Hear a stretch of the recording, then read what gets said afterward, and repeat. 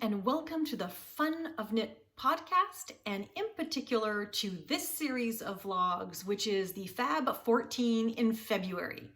My name is Linda and I'm coming to you from the sunny southeast of Ireland, where in the next 15 days, I'm going to actually cast on 14 new items and wrap up on day 15.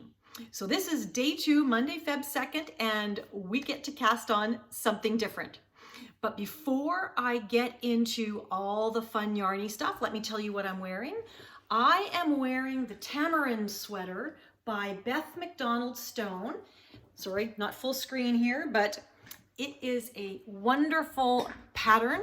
I have to say Beth's patterns do fit very, very well. Circular yoke construction, a little bit of color work. This is theoretically my festive version. It's very colorful. It's hot pink and red and done in a DK boucle. I chose those colors because to me they were very festive, and honestly it's the only Valentine-y kind of a sweater that I have, but it's kind of goes Christmas and Valentine's Day. But I felt very colorful today, and I just felt energetic, and I thought I should wear a sweater that kind of matches that. So without further ado, I am going to cover off, thank you so much. I'm getting comments already, so thank you very much for day 1 of FAB14 in February.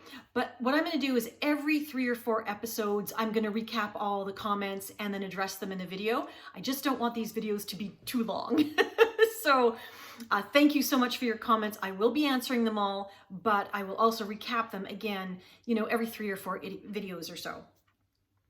But for today, we're going to start off with reviewing how far I got on yesterday's project, and then we're going to spin for today's cast on, and I will then review the pattern with you as well as my yarn choice. So let's get going. So yesterday's pattern was the 2 at a time fingerless mitts, which were a gift knit for me, and so I am knitting them, or was going to knit them. There's a foreshadowing for you, in this beautiful Malabrigo in a mulberry colorway. Don't have the tag anymore, so couldn't tell you exactly. And then I was going to hold it together with this beautiful London Fog colorway by Lillian Pine, which is a Surrey alpaca. So I did cast them on, yay me. Doing the size small, the pattern comes in 2 sizes, small and large, and I did cast them on, and then I had to rip them out. And the reason I ripped them out is because those 2 yarns together clashed. This was just too white.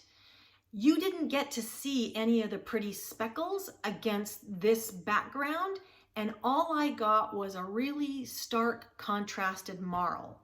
Now, some of you could have figured that out by looking at it, but me, I'm a little slower on the uptake, so no, that didn't quite pan out for me. However, I immediately recast them on, and this is how far I got on mitten number 1. So I just went to just with the plain 100% merino in a DK weight. I thought this was worsted weight. It's not, it's a DK weight. And this is how they are going so far. This is a fabulous pattern. Love the thumb gusset. And I put the thumb stitches on hold. In the pattern, she binds them off because the pattern doesn't actually come with a thumb, has the gusset, but no thumb. So I put the stitches on hold, and then I continue for as long as I want, and then I go back and I actually knit a partial thumb. So I'm loving it. As for a gift knit, as it turns out, these are snug, snug, snug. And the person that I had in mind for these has a much broader hand than I do. So I am going to selfishly finish these for me because I love the color. And I will cast on at some point very in the near future another pair for the person who I had intended on gift knitting these for. So again, 2 at a time, fingerless mitts pattern. I absolutely love how far I've gotten. So yay, that is yesterday's cast on. That was cast on number 1 of 14. We're now going to spin again for pattern number 2. Now, full disclosure, I got the spinning wheel idea from Ange of Yarn and Yarns. I'd forgotten that, but that's where I saw that. And it's a free app on Apple. It's a free app where you can plug in as many parameters as you want and the wheel will spin. You can do numbers, names, foods you want to eat. Put your vegetables there, because if you don't like vegetables, maybe it'll motivate you to eat vegetables. But in my case, I loaded the spinning wheel with 19 patterns and 1 on a whim cast on, just so I had some flexibility. Now it's completely random, so I don't even know what we're going to get to cast on today. So what I will say is I have taken this app allows you to exclude the one you've already chosen. So the wheel is not going to come again on 2 at a time fingerless mitts. So are you ready? Here we go. This is the spinning wheel. Here's what it looks like. And we are going to spin for project number 2.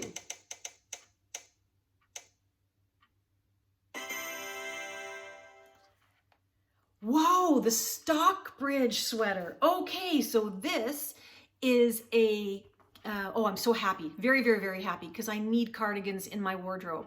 And this is a fingering held with lace cardigan.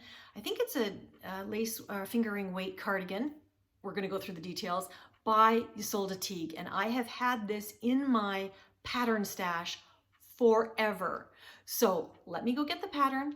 I got to print it off. And then let's go choose the yarn because I have something in mind, and let's go through the pattern. Okay, so I have pulled out the yarn and I have printed out the pattern. So I've got my needles, I'm all set to go. So this pattern is by Isolde Teague. It came out in 2018, and I'm pretty sure that's when I bought it because that's kind of, it was like on page 15 of my patterns. It uses 2.75 millimeter or US 2s and 3.25 millimeter needles or US 3s. I need about 1,400 yards of yarn, and I'm knitting size 5. The pattern itself calls for no positive ease, which means I would knit a size 4, but I'm thinking I would want to wear it with a shirt underneath or something a little looser. So I'm just going up 1 size to a finished bust size of, I think it's 41 and, hang on a second, let me take a look, to 41.5 inches because I'm a 39. So I'm going to get 2 inches of positive ease, and I think that would be perfect. So yay, why this pattern? 1, it's, as I said before, I eliminated some patterns because I didn't like them anymore, and some of them I didn't like because they were bottom up. This is not one of them. This is a bottom up cardigan. It is knit back and forth, back and forth, back and forth, and then you separate, it's bottom up, you separate for the sleeves, you do a front panel, and then finish the back, seam it, and it's a set-in sleeve. So I love the set-in sleeve. It's going to be a little bit more structured than a circular yoke. So I like that. I don't have anything like that in my wardrobe.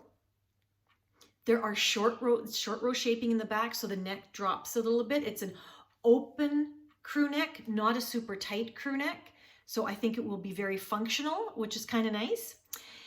And I get to use deep stash yarn. So way back when, I don't even remember when, this must be 2019, I purchased from a Canadian woolen mill this beautiful 3-ply natural, this is not dyed, but it is a deep dark brown grayish heathered like I said, 3-ply wool. It's 100% wool. It didn't tell me what type of wool. It is slightly rustic, but not picky. Not picky at all. So that's kind of nice. I really wish I knew what kind of a wool this was. I can't find my receipts anywhere. And this is one of the things, you know, when you create a stash, if you don't keep good records, you don't know what's going on. Same thing with my gloves. I couldn't remember if it was DK or worsted, and it turned out it was DK, so my gloves are snugger than what I thought they would be. But this is beautiful, squishy yarn. The pattern actually calls for a 4-ply fingering. I don't have a 4-ply, I have a 3-ply. I don't think that's gonna make much of a difference in the overall sweater. I think that type of a detail makes a difference if you are knitting cables. Because from what I understand, the more plies, the rounder the yarn, and the more definition you would get in your cables, for example. But this has no detail. This is 100% stockinette pattern that really, I just need a good, functional, everyday, neutral colored, I consider this a neutral, cardigan. And I love this because I can wear this with greens, I can wear it with black, I can wear it with blues. So I could wear it with pinks. There's a full range of colors that you can wear with a deep colored brown. Now, I don't think I have it with me. I had it at some point, but I was contemplating joining it with a mohair, because I have 3 different shades of brownie mohairs. One silk mohair, one is a caramely color, one is a burnt caramel color, and the other one is like a brown, but more of a reddish brown. None of them worked with this. And I'm kind of glad, because this has a bit of a halo all on its own, so it doesn't really need any help. So I'm excited to knit this sweater. I fulfilled my objective. An old pattern from 2018, yarn from 2019. I'm a little intimidated by the small needles. So this is not going to be a fast knit in any way, shape, or form. This is going to be a long project, and it's going to be a project where I'm going to have to use a progress keeper so that I can knit an inch and feel like I've accomplished something. As opposed to, if I don't use a progress keeper, I will just be knitting dark brown and not really feeling like I'm accomplishing something. So I need to use a progress keeper, because there aren't stripes or lacework pattern repeats or anything where I can say, hey, yay, I accomplished that. So progress keeper it is. I'll have to choose something fun, but this is cast on number 2 of 14.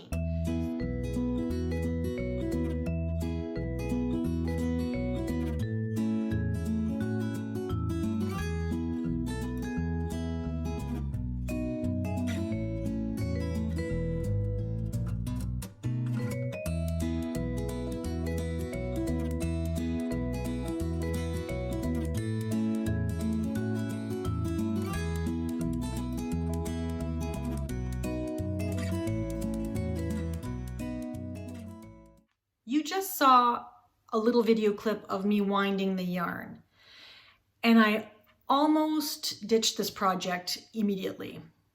I realized that I did not have the yardage of this yarn. It came with a tag that said 100 grams, but it didn't say the yardage. So that freaked me out a bit. So I ended up on a meter stick. I wound off 20 meters and I weighed it, and I got 7 grams. So I was able to figure out that in total I have just 1,400, yay, 1,400 yards of yarn. Perfect. So I have enough to make the sweater.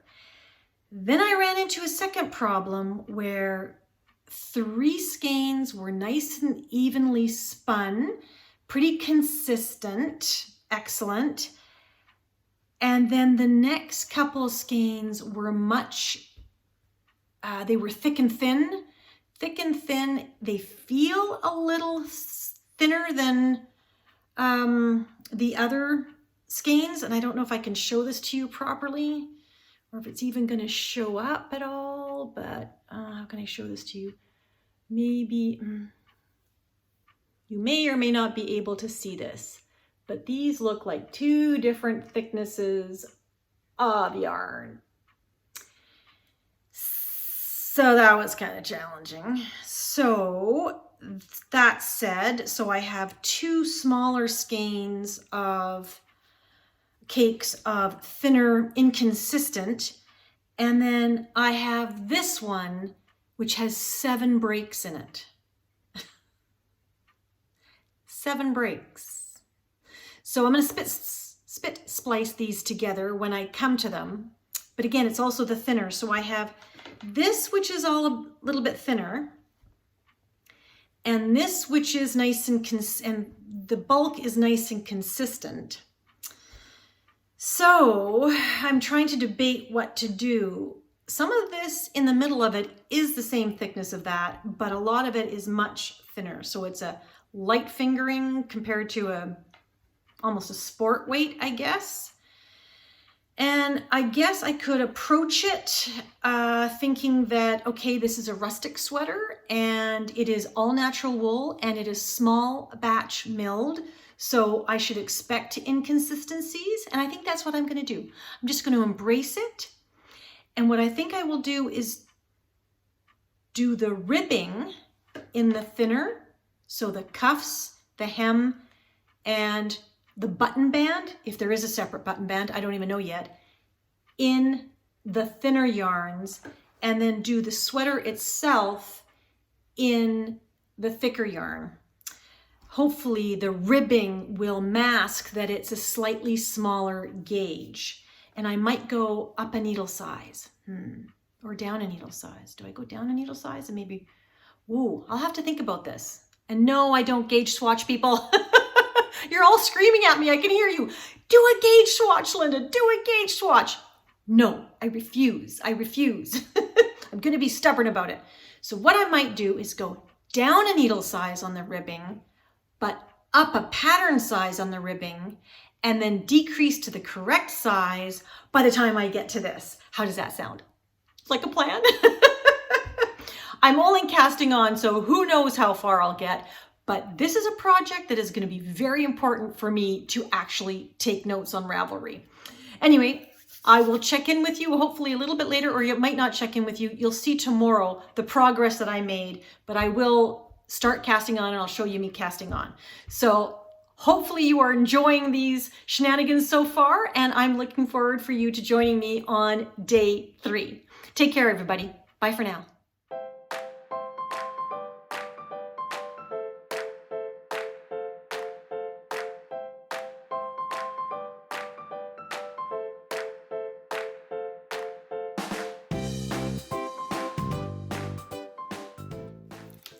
Cast on complete on a 2.5 millimeter needle. So I went down a needle size.